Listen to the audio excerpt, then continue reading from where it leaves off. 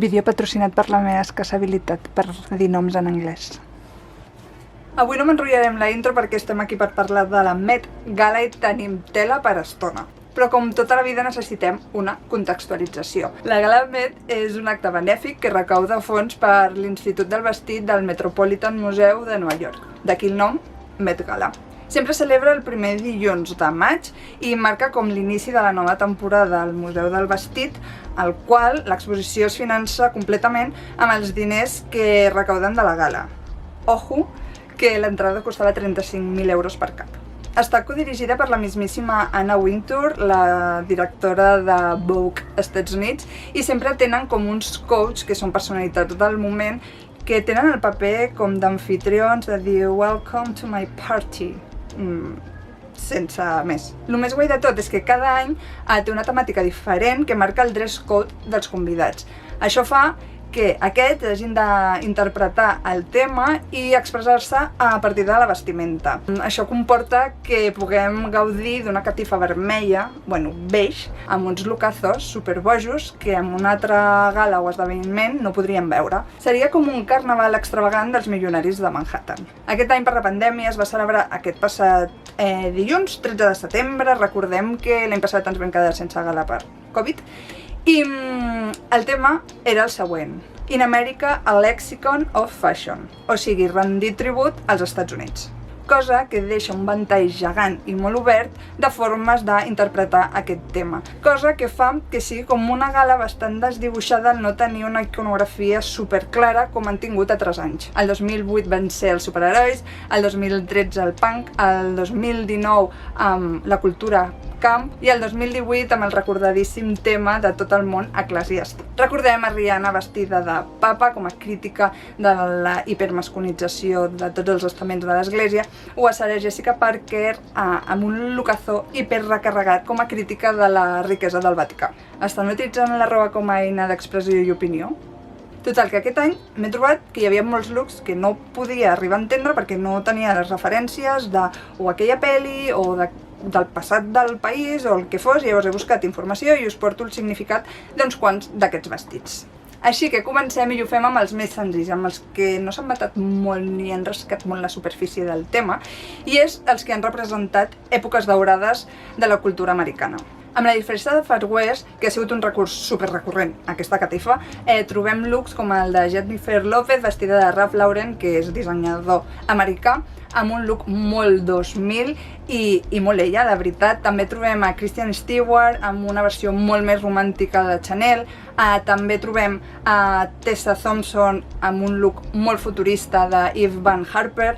Ojo al sombrero i a les botes cowgirl, perquè si no la referència no la trobaríem, o opcions molt més avorrides com el del cantant Pharrell Williams i el de Maluma.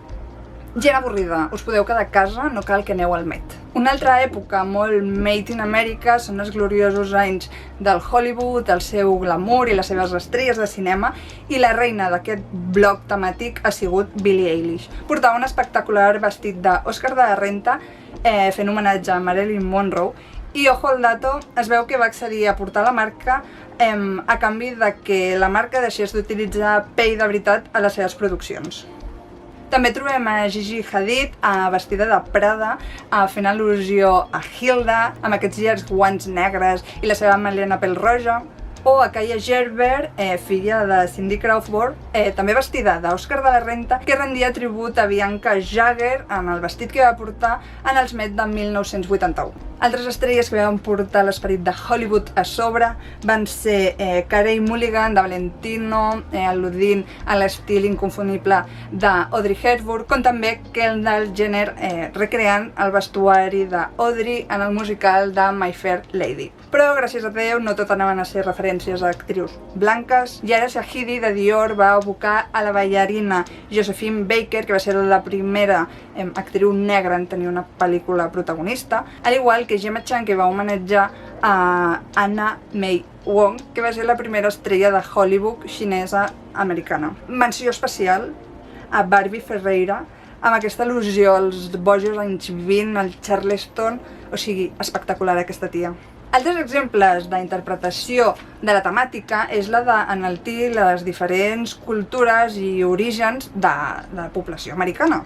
Una d'elles és Quanah Chasing Horse, que evocava tota aquella població que té orígens indígenes, avui en dia a Amèrica, i ella té arrels del loro de la tribu Han, Winch-In i Oglala Lakota d'Alaska. Ho deixo escrit perquè,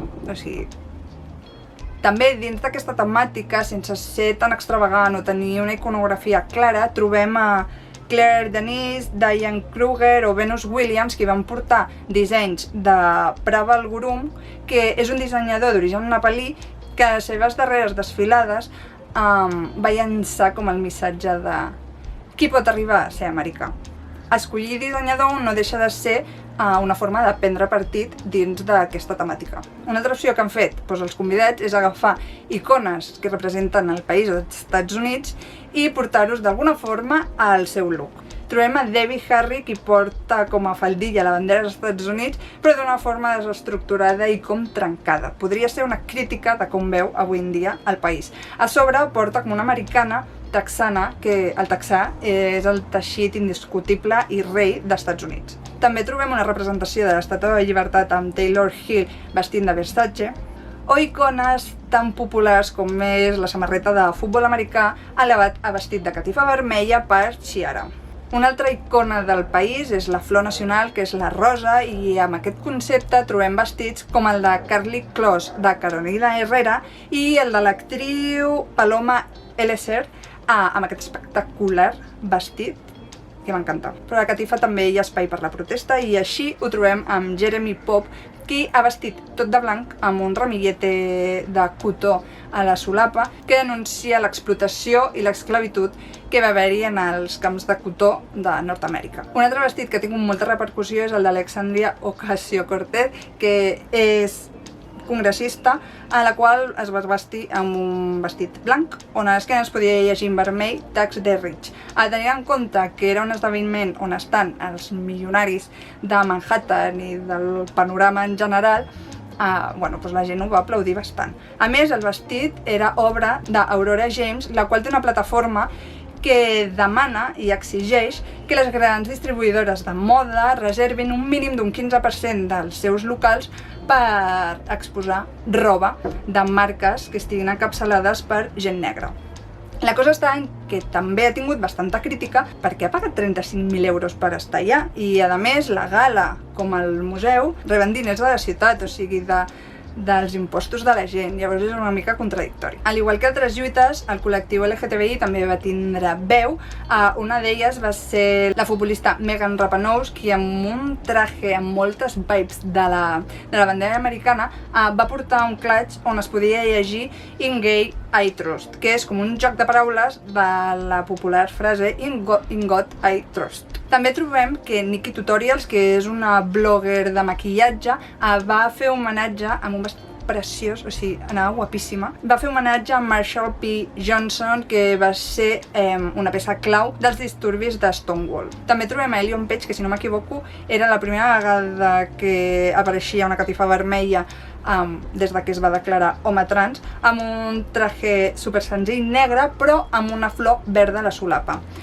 Aquesta flor era un reconeixement a Oscar Wilde, el qual recordem que va estar a la presó per homosexual, i la història que hi ha al darrere és que en una de les presentacions del show d'Oscar Wilde va demanar als seus amics que portessin aquesta flor a la solapa. Des de llavors es va convertir en un símbol de reconeixement secret dels homes queers del col·lectiu. Una altra referència a artistes del col·lectiu ho trobem en mans d'Adam Levy. Aquest va vestir la representació d'una obra de David Wojnarowicz, el treball del qual estava molt marcat per la seva lluita contra el SIDA. I també trobem la lectura que se li ha volgut donar a l'entrada triomfal de Lil Nas, raper obertament homosexual, que va recordar una mica a Lady Gaga de fa uns anys. La cosa és que va arribar amb una capa molt gran, amb un coll que semblava que l'asfixiava. La gent ho va llegir com aquesta capa que portes a sobre com per protegir-te perquè no et vegin, per no cridar l'atenció. Després al treure la capa va mostrar una armadura, fent referència com a voler-se protegir dels demés, de les crítiques, de les agressions que pot rebre. I finalment, al treure's la capa, mostrava com un mallot espectacular ajustat amb pedreria, que era com, així sóc jo, hola món, accepteu-me. I finalment vull comentar 3 looks que a la gent en general els ha deixat bastant locos, perquè és com, quina lectura s'ha de fer d'això. La primera és la parella de Rihanna i A$AP Rocky, els que van arribar els últims com coberts amb una manta. Rihanna en concret portava com un edredon negre molt gran, embolicada, i he vist que hi havia com diferents lectures. Una molt senzilla era que volia fer al·lusió a l'estil 100% neoyorquí de portar volants i volums, però portat a l'exageració, com ho va portar ella.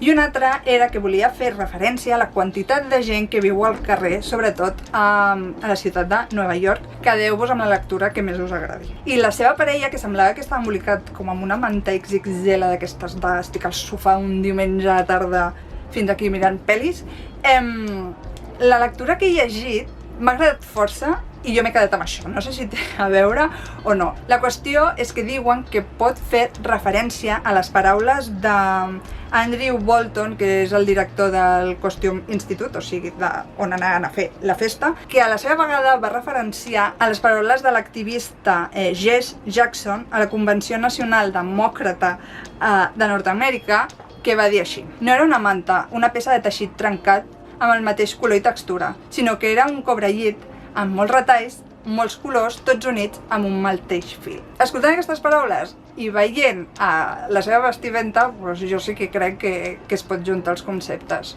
Cadascú aquí que pensi el que vulgui. I finalment, jo crec que el look més comentat, el de Kim Kardashian vestida literalment, vestida o coberta de Balenciaga, o sigui, no se li veia el rostre, no se li veia res, només la seva silueta negra, i tot i així tothom va saber qui era. Aquí he llegit també 2 opcions. Un és que volia mostrar el poder de la seva marca personal, el poder de vaig coberta i sabeu qui sóc, que segurament això ho arriba a fer qualsevol altre convidat i no haguéssim sapigut qui era. Hi ha una mica una crítica a aquesta cultura americana de treballar per aconseguir poder i reconeixement. I bàsicament és el que ella, després de molts anys de treball, ha aconseguit amb la seva marca personal, i és que la seva figura representa ella. Llavors era una mica aquest el concepte. Però també he vist una altra reflexió que m'ha agradat, que és una mica crítica a aquesta cultura americana de la burla i la crítica constant a la gent. Era com, durant tots aquests anys m'he mostrat hipersexualitzada perquè m'ha donat la gana i m'heu criticat per això, doncs avui vinc tapada de dalt a baix, sense mostrar un àpice de pell, i igualment em criticareu i arribareu a ridiculitzar-me d'alguna manera. Llavors és com les 2 lectures que he trobat. I crec que ja estaria, sé que em deixo moltíssims, però hi ha gent que bàsicament es va passar el dress code per al forro, o altres que és que no se sap què significa res. La Rosalia vestint aquesta oda al mentón de Manila. L'espectacular Zoe Kravitz amb aquest vestit transparent que anava al·lucinant.